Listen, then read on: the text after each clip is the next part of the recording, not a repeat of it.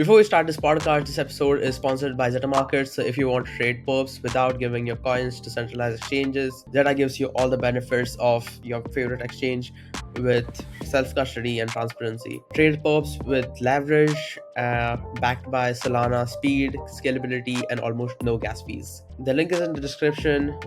Let's get back to the video. For me, the bull case for Solana is it's the only blockchain that we're actively pursuing right now that has the ability to scale to the point of subsidy, like broad subsidy for onboarding new users.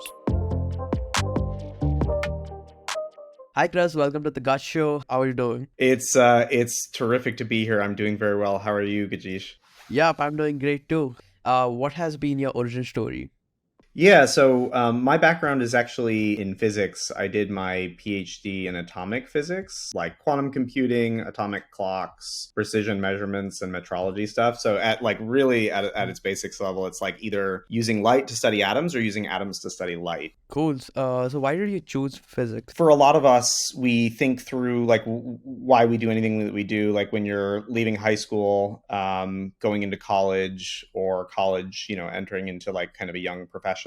We factor in like, economic opportunity, jobs, stuff like that. But then also like what gets us excited. And the short story here was I was not the most inspired high school student. I was like perfectly like middle of the road. I did fine. But I just like wasn't very academic. I didn't come from an academic family.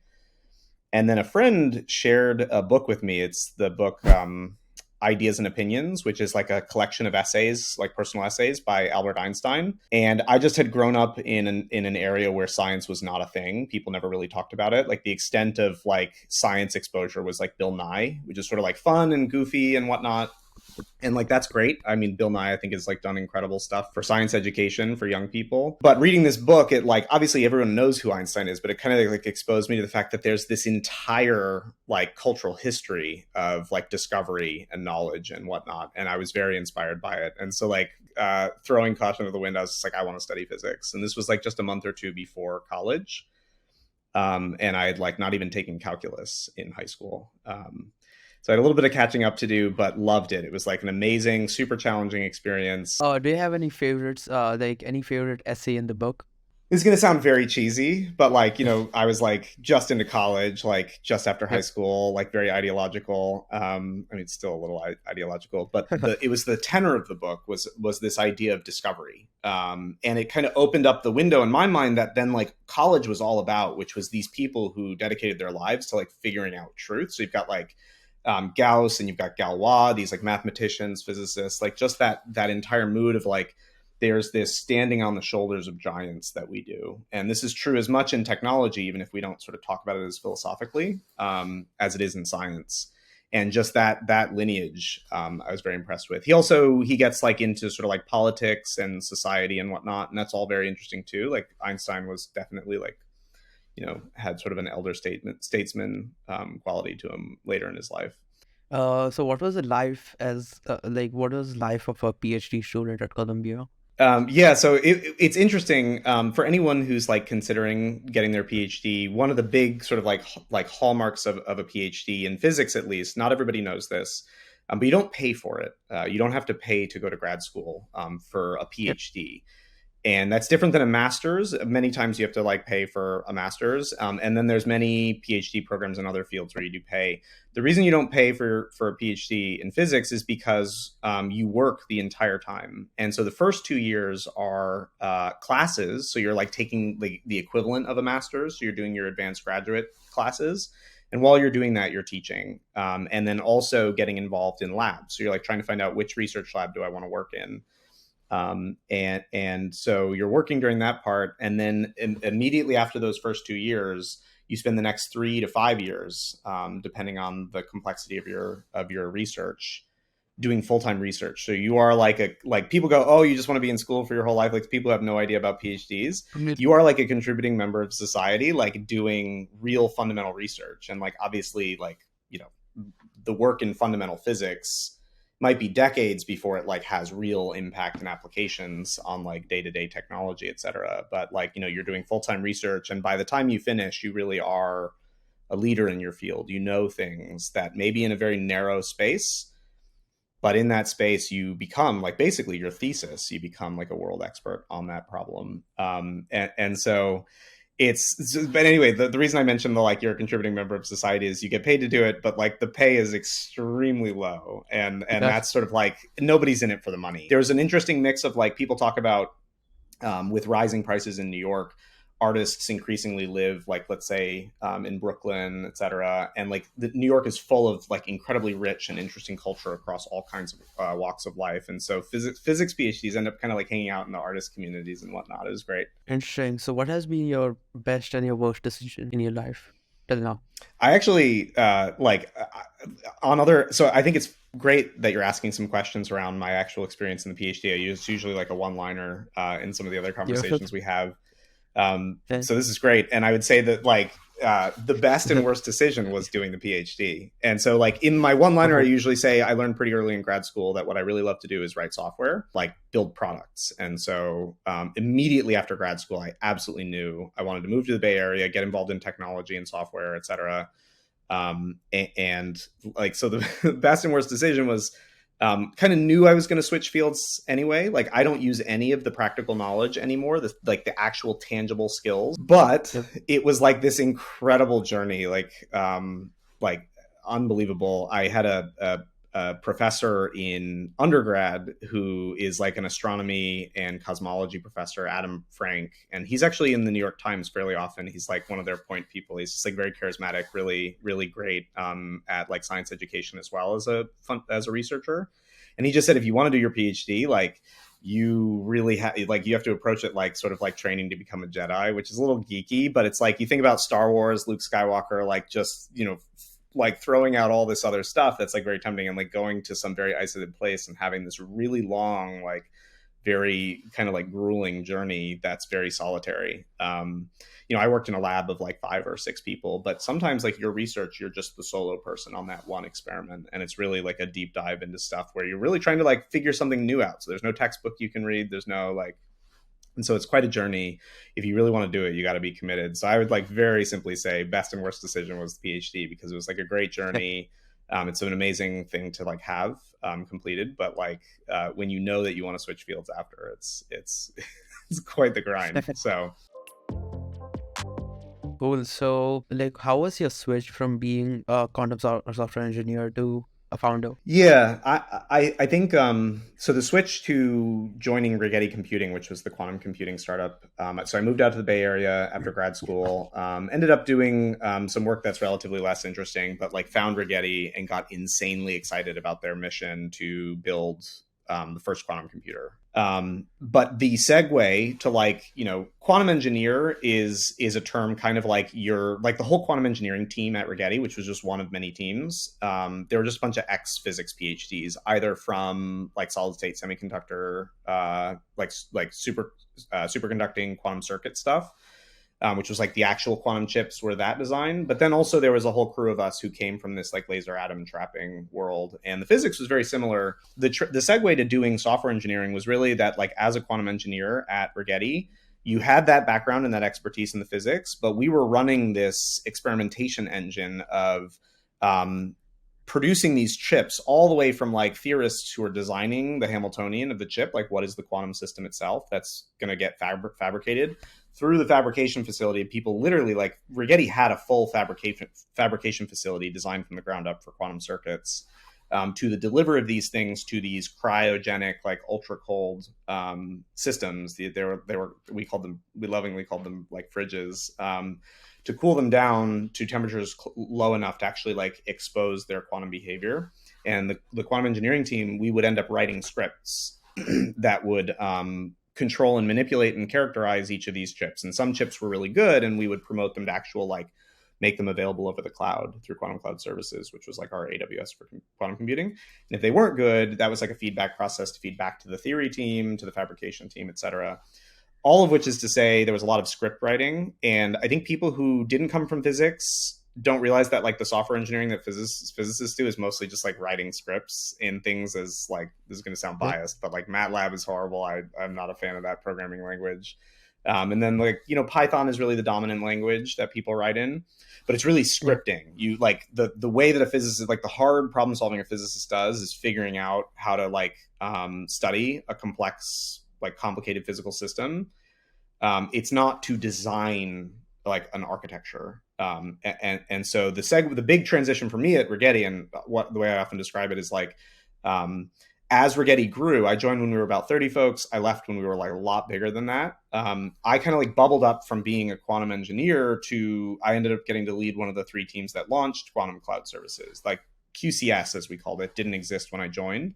And we got to build that thing from the ground up. And when you're starting to think about like how people access quantum computers from the cloud, it has actually like the team that I was team lead for wasn't doing any physics. We were 100% doing user access control, sign up and authentication flows, like infrastructure provisioning of like there was actually like huge amounts of non-quantum compute that was needed to actually like take advantage of and use the quantum computers, and that's all architecture design. So like the transition for me in so many words was through bubbling up the stack and working more and more on the infrastructure and like cloud compute aspect of quantum computing. And that was really exciting. And that was sort of like I was 3 years at Rigetti, and it was that was sort of like leaving Rigetti. I was like ready to go and build like a more traditional kind of like tech startup.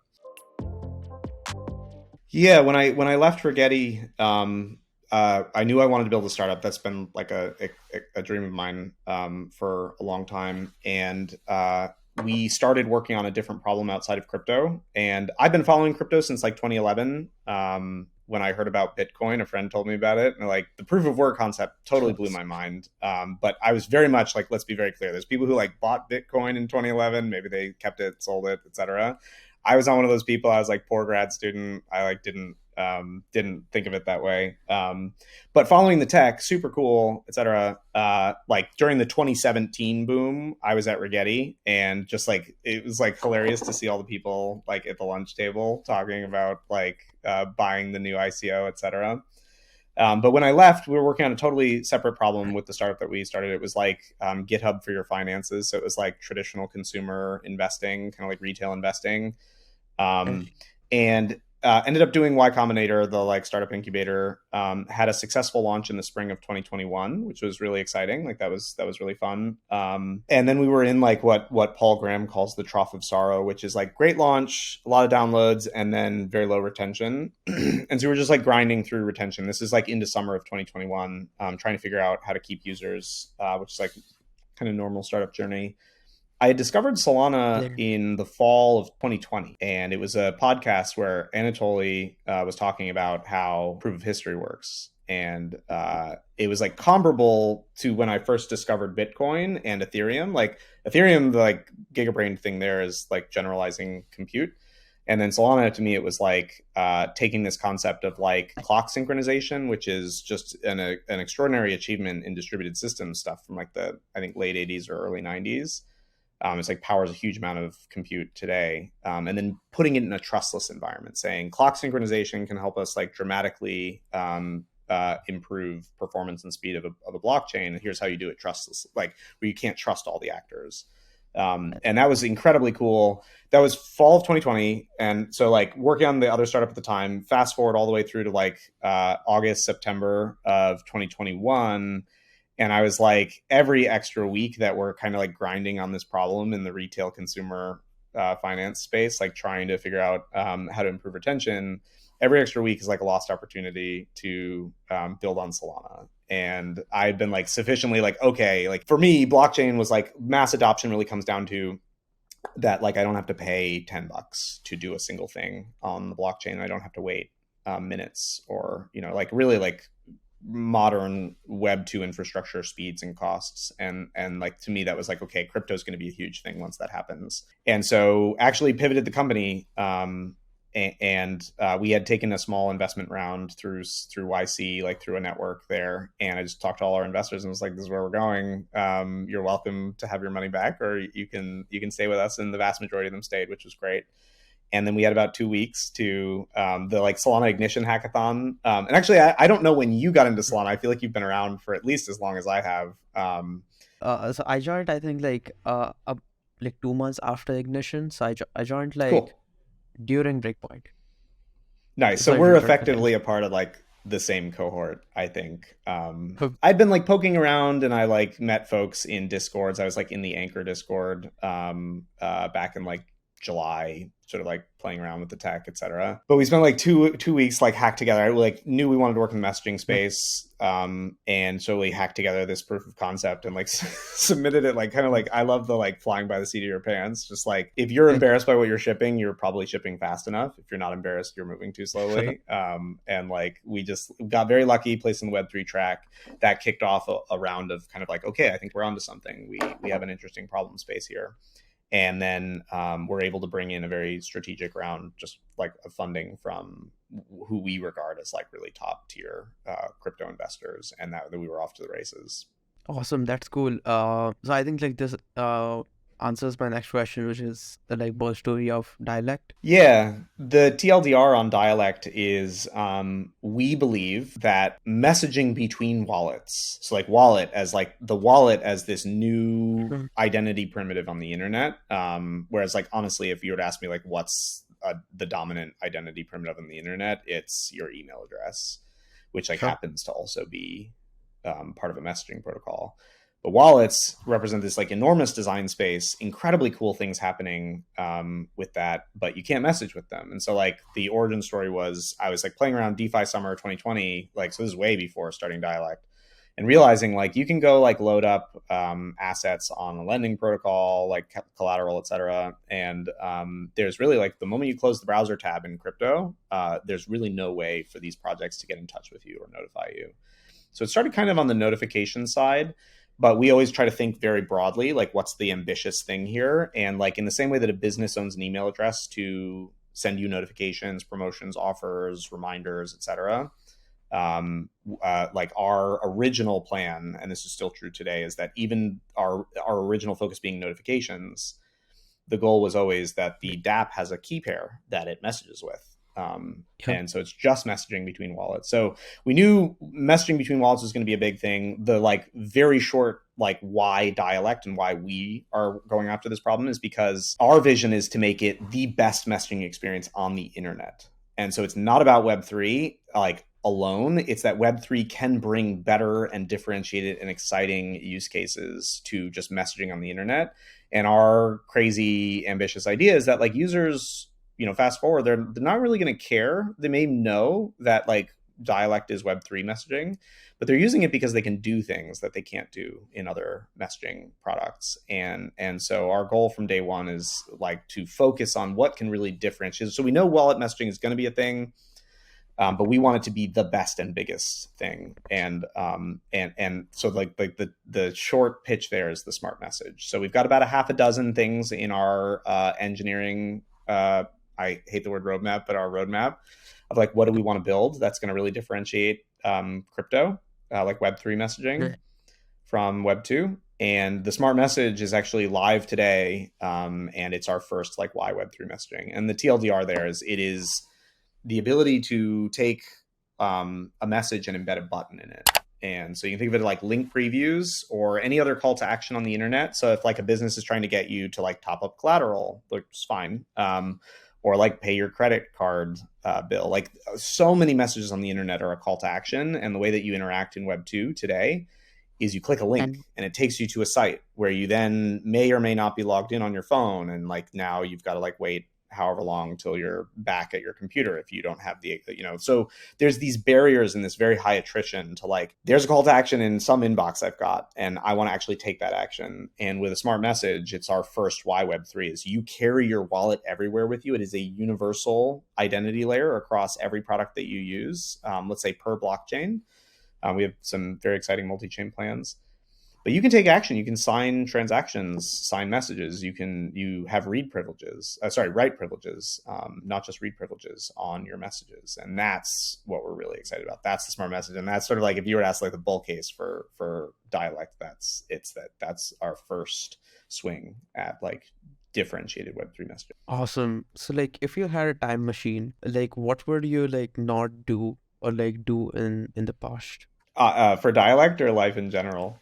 Oh, this is like a career in general.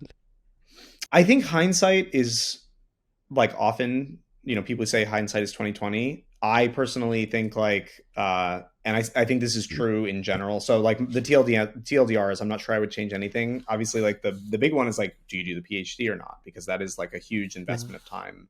But it was such Yeah. an interesting experience and such a fun journey, and like incredible people. My advisor, she was incredible. The other postdocs in the lab.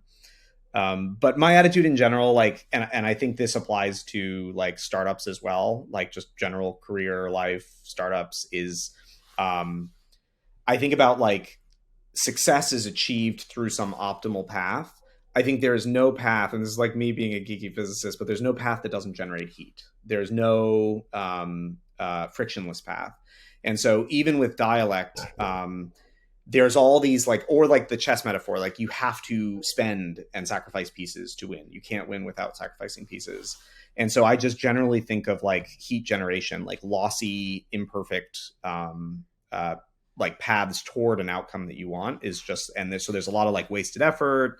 There's things that you do that make sense at the time, and then like you have to retire them, like they served their purpose for that time. And it's like I personally think like everyone's path is very messy, and there's nothing really profound that I would do any differently. Like when you fail really horrendously, which like I've had plenty of my own failures, it's like incredible character building, like insane. So Yeah. yeah, I wouldn't change anything, I don't think. It's a Awesome. good That's question that's a though. really great answer. Yeah. Uh, so what are your Solana thesis? I think the Solana thesis, the TLDR is speed and cost. That's what got me into it at first. But there's like a double click on that, like a slight bit of extra nuance, which to me is like with other L2s coming online and some of these like major architectural shifts in some of the like Ethereum, et cetera. And I just generally I'm excited about a lot of different blockchains. Solana is where I'm most excited by far. It's just like an incredible community. But I think the answer is sort of like when people go, oh, like a 50-cent transaction fee, like that's just totally doable for a user now. Like, why would you ever care about that? Especially if on average you're spending like $5 to $10 on an asset. Like, if you just say transaction fee relative to like the cost of the good, like 50 cents isn't that big of a deal. Whereas, like, so let's just say that's some L2. And I'm actually not super up to speed right this minute on the like actual dollar cost on some other L2s. So Yeah. don't quote me on that. But if you look at Solana today, I think at the current price, the network fee is on the order of like 100th of a penny, Yeah. like Yeah. today, and that's after like a meaningful pump from like a Yeah. couple months ago. Yeah. And so for us, like I would say the like why Solana thesis is not whether it matters to a user, but can you actually like subsidize? And so if you look at the Web2 internet, like I don't pay for Telegram, I don't pay for Facebook, and like if you ignore the kind of like who's the product, who's the customer question around advertising and all that, like there's a lot broken there. But fundamentally, Telegram is subsidizing my use of their databases, et cetera. Like they are paying for it. And so if you as a business want to begin subsidizing broad adoption and usage of your protocols, whether you allow a user to pay or not, is a separate question. But like if you can genuinely at scale pay for your users' first onboarding experiences, et cetera, that is incredible. So like cheap to like the ability, like low cost to the extent that now businesses can actually like at scale subsidize broad usage of their protocols, is incredible. Like whether you do it or not, that's an amazing threshold. And 50 cents per transaction is still too expensive to really subsidize every action Yeah. a user takes. But 100th of a penny is like starting to look very interesting. And the reason I say this as an example is like why does this matter? It matters because we're trying, like everybody talks about how do we onboard the first billion, or people like to say the next billion, but like how Yes. do we onboard 100 million users, a billion users? Right now, one of the biggest friction points is the on ramps to doing a thing. Like to do anything on the Solana blockchain or any other blockchain, you need a small, it's vanishingly small, but a non-zero, a finite amount of the native token to actually like perform an action. And so if it's sort of like you think about the customer journey with any product is like try before you buy is a huge part of like just general customer acquisition.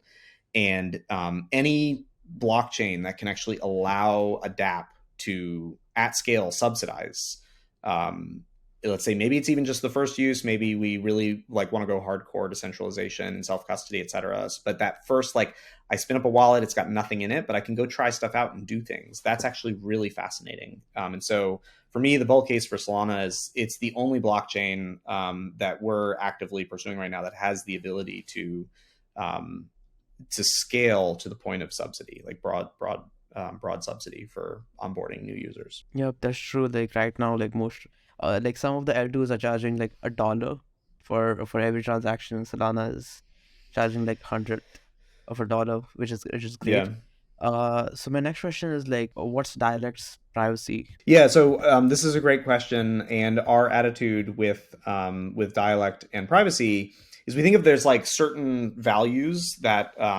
like how are you focusing? What is your pitch to your customers? And I think a really good Web2 analogy is between, say, Telegram and Signal. And Signal's Sure. value prop is end-to-end encryption all the time, always, and it's decentralization is probably too strong a word, but really like privacy centric. And Yep. Telegram offers end-to-end encryption in certain circumstances, but it's not on all the time, let's say. So everything's obviously in Telegram is encrypted. Like, all network traffic is encrypted. Databases, I mean, I hope databases are encrypted. But the true sort of like privacy maxi end-to-end encryption all the time, Telegram, their philosophy is like there's a bit of a user experience hit to be end-to-end encrypted all the time. And so Telegram's focus is on user experience. And fundamentally, in general, I think there's usually a trade-off between experience, convenience, delight, fun, and sort of like privacy, decentralization, et cetera. It's not exact. And so just, at Dialect, we focus very much on what's really going to get broad adoption is more on the exciting, delightful, fun features. And so all of our data today is encrypted in transit and at rest. Obviously, we take absolute best practices in terms of like infrastructure and security and privacy and whatnot. And as we exit private beta, we will absolutely have an end-to-end encryption option in our product. But it actually, like, our attitude is the user experience. We really want to like bring a large number of people to Web3. We are focused more, for now at least, maybe not forever, on providing really exciting and like interesting experiences around smart messages. I didn't bring this up earlier, but like NFT chat stickers, like that's kind of where Yep. we are. And our SDK, if you use our SDK, we have like developer tooling around integrating messaging and notifications into your app. Fully supports end-to-end encryption today via the Diffie-Hellman technique. One small caveat on that is if you're not using an embedded wallet, if you want to connect Phantom or connect Backpack or Solflare or Glow or whatever, those wallets need to support the encryption API. And Jordan Sexton from Solana Labs built out the wallet standard, which now we worked with him to help define the encryption standard. But but it's still probably a few more months before any wallets adopt that. And so there's actually like even we don't really have full control over being able to do end-to-end encryption. It really is sort of like a question on the wallets. So it's a great question. We sort of like over time navigated toward let's create interesting, differentiated, fun experiences. A little less focused on sort of like privacy maximization. Awesome. So, like, how are you planning to? Is it like right now, like the next generation is known to be like lazy generation. So how are you planning to like get this generation to like switch from their Instagram or WhatsApp to Dialect? So that's a great question, and it's a good segue from our last point. I personally, just as a caveat, think that the youngest generation, that you all are like From incredibly talented, and like it's incredible, like the what you all are doing these days. But yeah, everybody's lazy, and that's really like the hidden thing there is like there's an onus on consumer products and on consumer experiences to make it as easy as possible, and that actually fits really nicely with our attitude about smart messages, which is how many buttons do I have to tap or click to get from a call to action to taking the action? And so at the heart of the smart message thesis is this, like, we actually think that's a really compelling reason to try out a new product is like, hey, that's actually really neat. And like, I don't know if people talk about this that much anymore, but there's this hilarious site called like, Let Me Google That For You, where you like, if someone's like, hey, how do you, do the blah, blah, blah, And it's clearly like something you could answer by Googling. There's this hilarious site where you can like send them a let me Google, and it like literally will just like Google it for them, and it animates the text and all that. With smart messages, the vision we see here is not just that you get a notification from like a NFT exchange telling you that like you have a buyout offer on your NFT, but also user to user, where like I could go do all these things out on the internet, and in the longer run, I can actually like bundle that up into something I can share with my friends. And so the sort of like, hey, there's this like, if you think about like TikTok, all this, it's all remix culture. It's all take a thing someone did and do it with a little bit of a difference. We're like social creatures. And for us, the smart message is this insanely powerful primitive where it's like, I just did this thing on the internet. Now you can do it too. Like you can ape into whatever I did. And that to me is like, I think of it as like delight. And that's like really cool, but it's also lazy. Interesting. So like how do you think like Web3 is going to attract like Web2 users, and like in how many years do you think we're gonna have uh I think a lot of users. But like when do you Yeah, think I mean, like the person sitting next to you is going to use Web3? the way we think about it is over the near term, over the next few Yeah. months, let's say. So, like, I think a big part of that is whenever the next bull market starts. I think it's just going to be, there's going to be incredible new things for people to do. There's going to be a lot of interesting social experiences, et cetera. Yeah. And so I think that's going to become pretty big. Our sequencing at Yeah. Dialect is focus on crypto natives, messaging, and doing cool stuff in messaging with other crypto natives. And then the goal beyond that is we actually think of messaging as like one of the best environments to onboard new people to Web3. So coming back to this, like, let me bundle up an experience and give it to you. Hey, this is like, you literally have no money in your wallet. I can send you a token transfer with a smart message. Like onboarding your normie friends.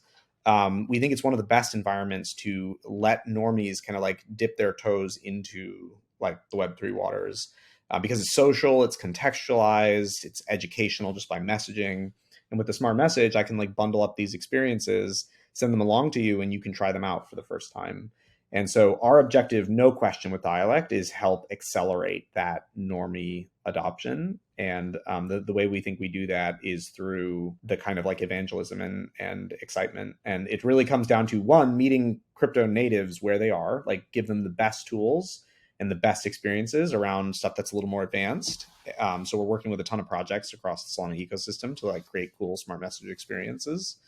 But then how do you like also make that communicable and educational for someone who's just trying it out for the first time? Awesome. To the second last question, like how do you plan to like tackling like so like Telegram is starting like this whole at wallet, like where you can send money to people, like request money, which Direct is also building. So how do you plan to like tackling them, like tackling Telegram wallet?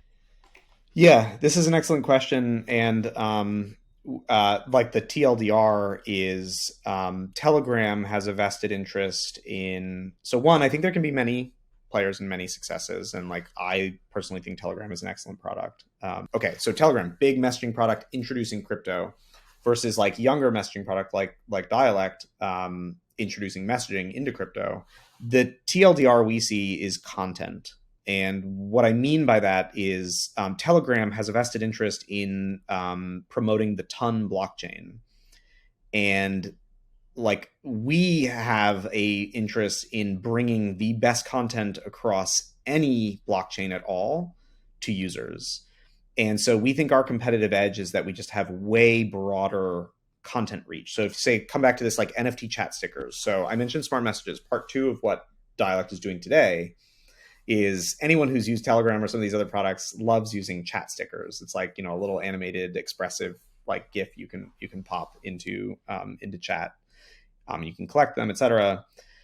We're working now with dozens of artists across the Solana ecosystem, both major PFP projects as well as one-of-one artists, to make sticker packs where every sticker in the pack is an NFT. And if you have it in your wallet, you can use it in chat. You can trade them, you can collect them, etc. And like whether it's that kind of stuff, whether it's smart messages, any of this, it's experiences in the vast majority of like interesting blockchain experiences are on blockchains such as Solana, Ethereum, other EVMs, etc. And we are blitzing across all of that now. We are actually already multi-chain, even though we have the most fun on Solana. We already support EVM.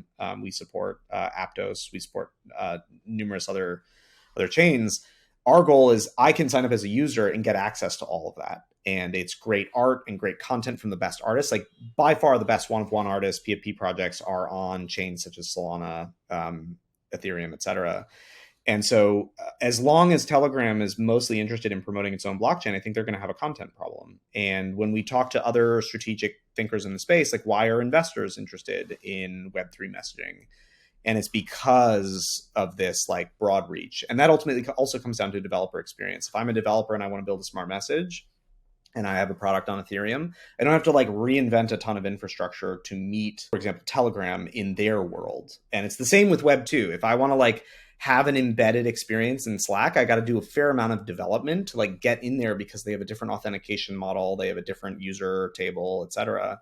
And the beauty here is 10x easier developer experience that I just write a tiny bit of code to like take a button on my site and make it injectable into a messaging experience. And so the developer experience also we think of as like 10x easier. And it's a combination of both of those. And that's all like if you look at kind of like the history of disruption in tech, all of that is absolutely sufficient. Doesn't mean we win, doesn't mean we figure it out, but it's absolutely you can find use cases in the past where like a technological shift and an improved developer experience, great content was like enough to introduce a new paradigm and a new dominant player. So moving to the next segment of this podcast, like rapid fire. AI or crypto? Oh, crypto. I mean, I think they're both cool, but crypto. Cool. Math or physics? Math, actually. I had more fun in math. Even though I mostly did it in undergrad, it's just incredible. It's extremely addictive. And I think that's where CS is interesting to me too, is that it's a little more like math. Telegram or Signal? Oh, totally Telegram. Coming back to like delight, fun, user experience.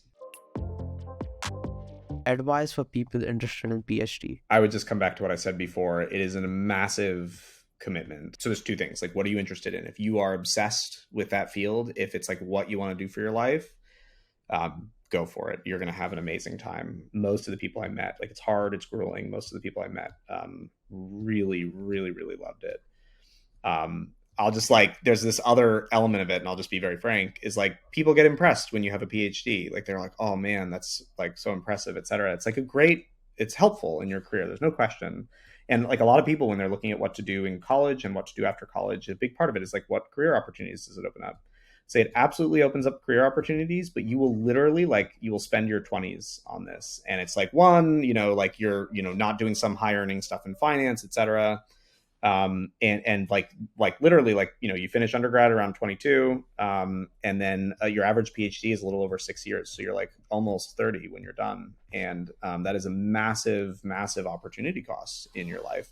So I'm just like emphasizing, like, you got to know you really want to do it, because you pay, like whatever career advancement it gives you, you pay the price. Like it is like a fair exchange. It's not a deal. And like, I generally in life, I think you like get what you pay for. You get out of things what you put in. And so that's the caution I would give to people. You got to know you really want to do it. Yeah. Why aren't you using the doctor prefix? My attitude about this is the people who throw that around, it's like a huge turnoff. I just never want to do that.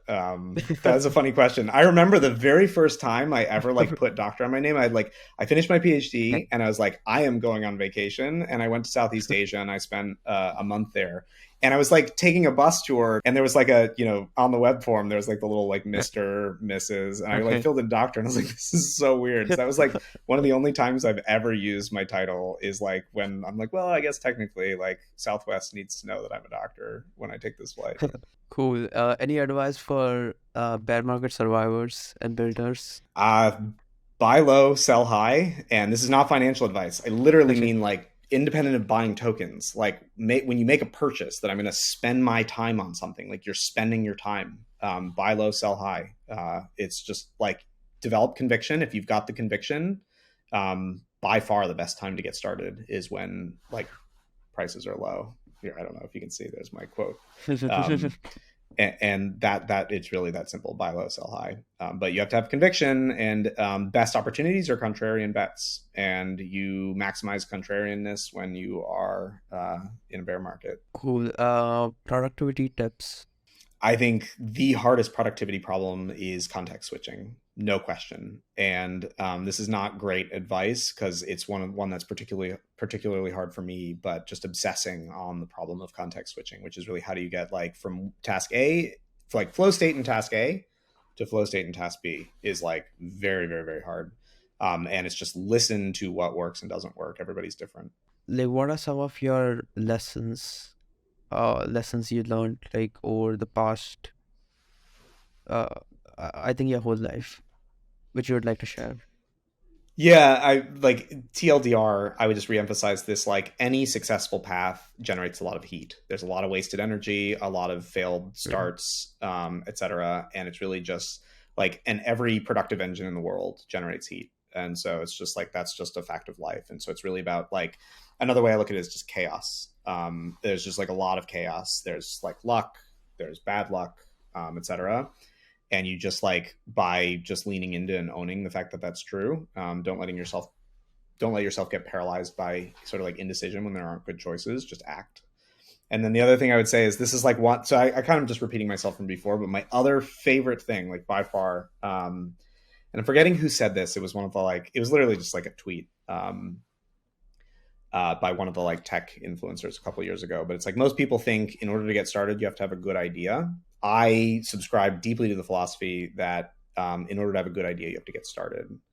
And even with Hmm. dialect, smart messaging, everything that we're doing that's really differentiated, we didn't think of until after we got started. And so with dialect, it was following your intuition. I like to say like following your sense of smell, that you can like smell that there's a very interesting problem space and just get started on your gut and go for it. And then as you start building, as you start hacking away, creating prototypes, etc., you'll have really deep insights.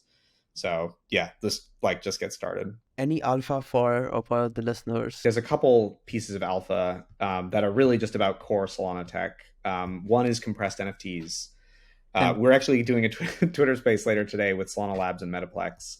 All of our chat stickers are being built with compressed NFTs. Coming back to this question of subsidizability, even if your transaction fees are very small, rent is still very high. We're doing sticker packs with compressed NFTs because we're going to be minting millions of these across many different collections. So some right. are super abundant, some are super rare. It's like really whatever an artist or a community wants to do.